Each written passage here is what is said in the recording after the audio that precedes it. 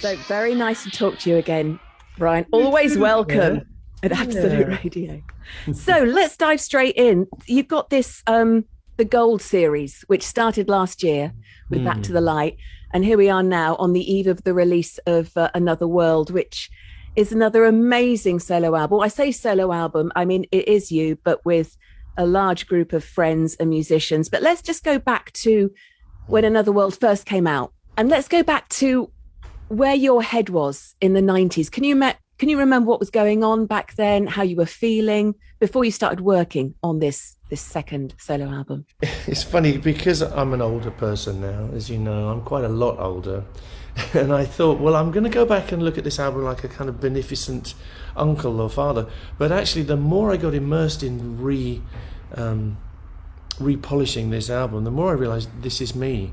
It hasn't really changed. This is still the person I am. And if I was to make a new album, truly new album right now, it would probably sound a lot like this.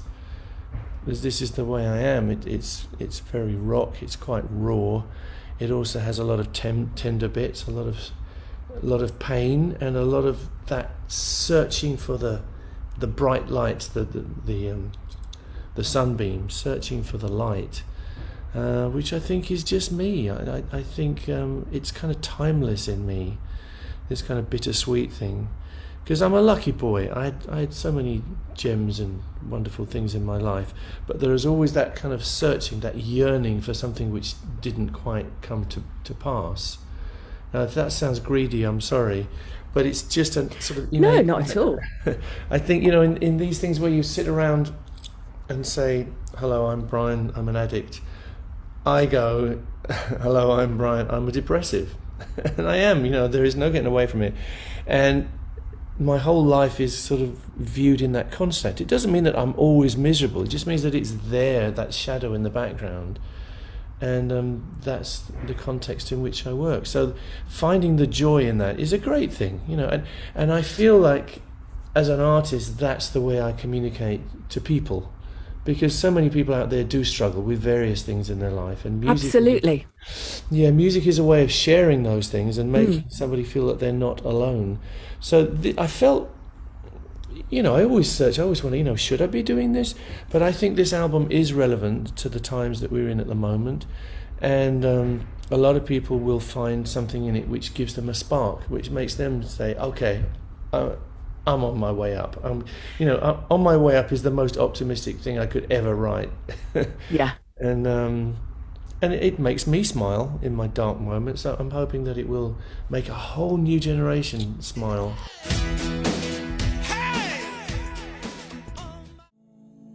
Let's talk about one of the sparks, one of those little sunbeams that you were always searching for, which you have referred to. Before we lost Taylor Hawkins, having him in the studio for you, I seem to remember you saying, was a real energy giver. He was like, and I think I've described him when I've interviewed him in the past, he's like a little puppy coming in and just spreading this joy. How did you get to know Taylor, first of all? We met him when he was drumming for Alanis Morissette. It was at some event in London's Hyde Park, I seem to remember. I don't remember exactly what it was, but we chatted to him backstage, Roger and myself, and discovered that he was the world's greatest Queen fan. And I kind of didn't take it seriously at the time. I thought, well, this is maybe it's a fluke. He just comes across as knowing a lot about us, but it actually turned out to be the concrete truth, because he knew more about us than we knew about ourselves. And he's constantly been the world's greatest ambassador for Queen. I think he made, single-handedly, Taylor Hawkins made Queen cool again for a whole new generation.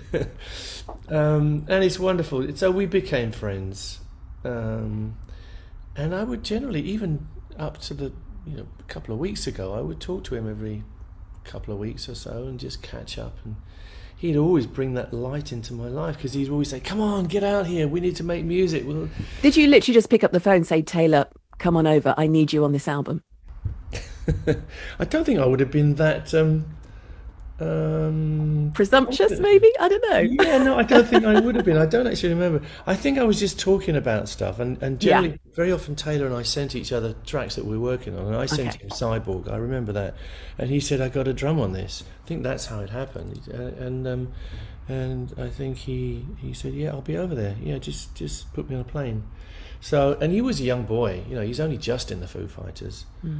But my God, a world-class, world-beating drummer beyond belief. I don't think there's ever been a drummer quite like Taylor Hawkins. I don't think anyone's quite had that amount of energy and precision. The only person who comes close is Dave Grohl. You know, and of course that both of them are wonderful beyond belief. Both of them cite Roger as an influence, which is great. Wow, sounds amazing, doesn't it? Featuring Taylor Hawkins before he recorded anything with the Foo Fighters, Cyborg from Brian May's solo album, Another World, which has been remastered and is out again now. Well, I don't know if you know, for back to like I went back and I appeared on stage with myself 30 years younger. For these things, it's a little different. I've gone back to Tenerife and to La Palma and El Hierro, those beautiful Canary Islands, visiting the observatories where I worked at the time, re-filming some stuff there. And El Hierro is the place where this beautiful tree exists, which is on the front of the original Another One album. It's stunning. For those who aren't familiar, I'm sure they are, but it's still there, I'm assuming. It is still there. You know, there's another story there, because I put it on the front of my album because I felt it was a symbol of how you can grow and have a life. And rather than resisting change and resisting the forces around you, you flow with them, and so you bend, which stops you breaking. This album is like that to me, and the cover is an icon, is a symbol of that way of approaching life. I think it's a kind of Zen thing as well. We should actually explain to some of our listeners, because Cozy Powell is a legendary drummer who was on your first album. Tell us a little bit about Cozy as well, and how he got involved in the first album. Yeah, Cozy was a bit of a hero of ours, actually. He's a little bit... He was successful before we were. He'd had this hit called Race with the Devil. And he was, of course, in Whitesnake and lots of other bands. He was in Black Sabbath for a while. And he's one of the world's legendary, seminal originators of rock drumming. There's no getting away from it. He and Bonzo, Carmine Appice, those guys defined rock drumming forever. So I remember Cozy came and met us when we played Hyde Park all those years ago. What was it, 1976? Wow. Unbelievable. We're backstage at Hyde Park in this tent getting ready, and Cozy comes back and says, "Oh, I've always been a fan of yours, Bri. We should work together. We should do something." And again, I think I didn't really take it seriously. I thought, oh, he's just being kind, you know, he's just being nice to me. But we kept in touch, and when the opportunity came up, we did a lot of stuff together. In fact, I think I made the first move because I invited him to Seville to do Guitar Legends with me, that amazing gig where I was able to invite all the greatest guitarists in the world, and Cozy Powell, one of the greatest rock drummers in the world. So we stayed in touch, and when I was going to say Queen broke up, I mean, we did kind of break up when Freddie died, and that was sort of a given. We always thought there would be no Queen after Freddie, so that's why Roger and I raced out into the world alone.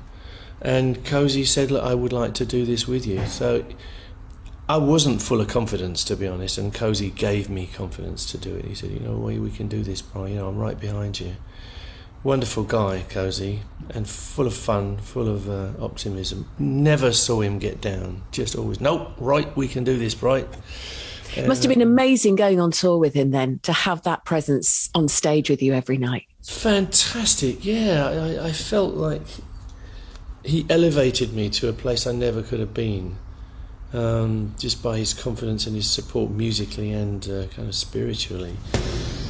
And we had some great times, absolutely great times, I must say. I felt very privileged.